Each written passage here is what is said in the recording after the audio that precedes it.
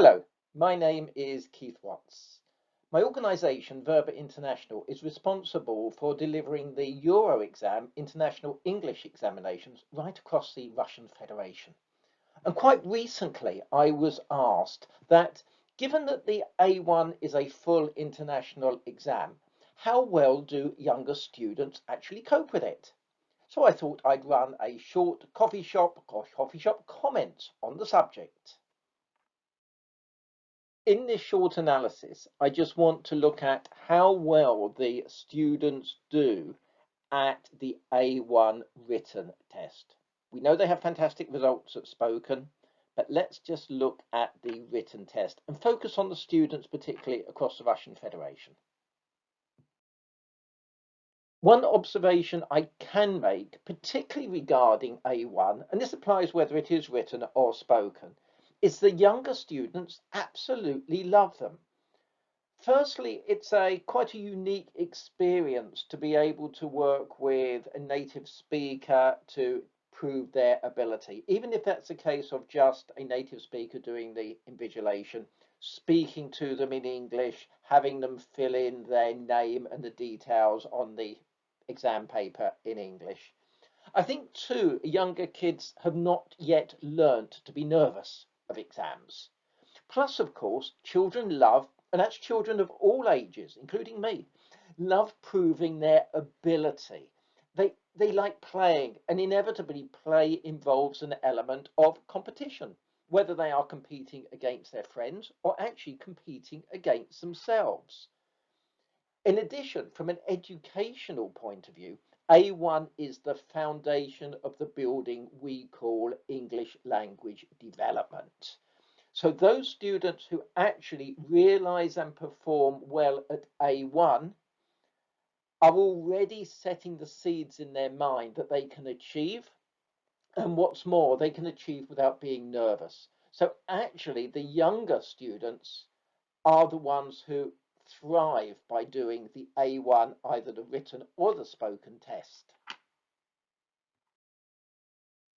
So the key question is, A, how old are the typical A1 written candidate students? Because today we are looking at the written test, and how well do students do?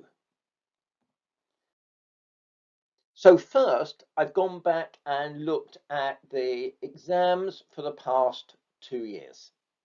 Now, this shows the percentage of the age of candidates. There will always be one or two outside this scope. The youngest candidate taking the A1 written exam was actually under 8 years old. Not only did she pass, but she only failed to get a distinction by 4 marks.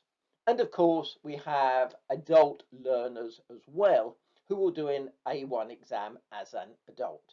But I wanted to focus on what we consider the principal students. And here we can see around about 7.5% are ages of 9, but the bulk of the students are 10, 11, and 12 taking the written test. So the question is, how well do these students do? Well, there's the results, as I said, for the last 2 years. 95% of all A1 written candidates either pass or get a distinction.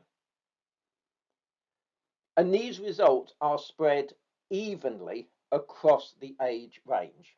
So I had a look at those students who had failed. It's only 5% to see were they the youngest students?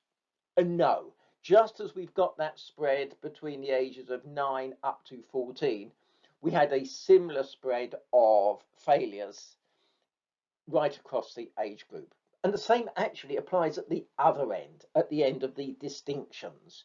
You could not look at it and say, because that student is taking the exam at the age of 12 or 13, they are more likely to get a distinction. That's simply not the case. The results were spread evenly across the range.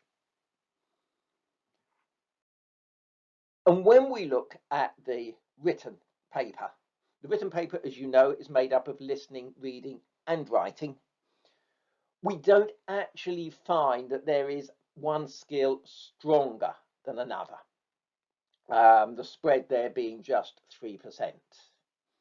Each year this will fluctuate, and this again, as I said, is across a whole 2 years worth of international English exams in the Russian Federation. So overall, I can't say that listening is more difficult or that students find reading or writing more difficult. In truth, I would probably expect writing to have been the hardest. It's not. So even with the young children, they are able to cope with the requirements of A1 for writing. I then looked at the typical ages of the written students versus the spoken students. And as we might expect, as is natural development of language, students tend to take the spoken exam before the written exam. And the dark shades we see in the box is where the majority of the students sit. There are clearly students right outside that block range. But this is one thing I love about the Euro exams, that students can take the spoken exam and the written exam separately. And this reflects in their language development. To summarize, therefore, A1 is the very foundation of not just the international English exams, but we know from other research carried out in Moscow that those students who work up through the international language examinations also perform better at the state exams. A1, though, has been taken by students and passed successfully by students under the age of 8 right up to the age of 71. However, I would very much suggest that students of the ages of about 8 are maybe, unless they are gifted, a little bit too young to take a written examination.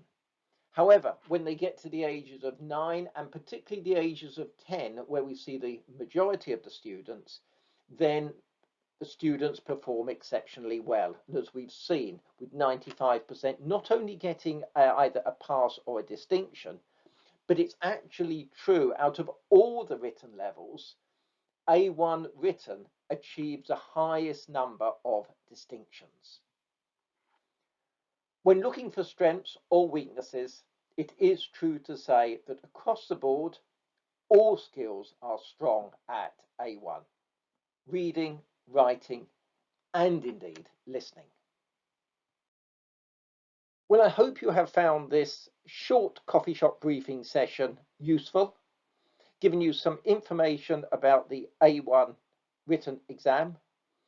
Do check out our other coffee shop lessons. Some of them are aimed at students, others are aimed more at you, the teachers. Check them out. If you wish to contact me, you are very, very welcome to do so. My contact details are here in front of you. You can email me, contact me on Skype, or indeed leave a message on the comment section. And I look forward to you joining me for another session very, very soon.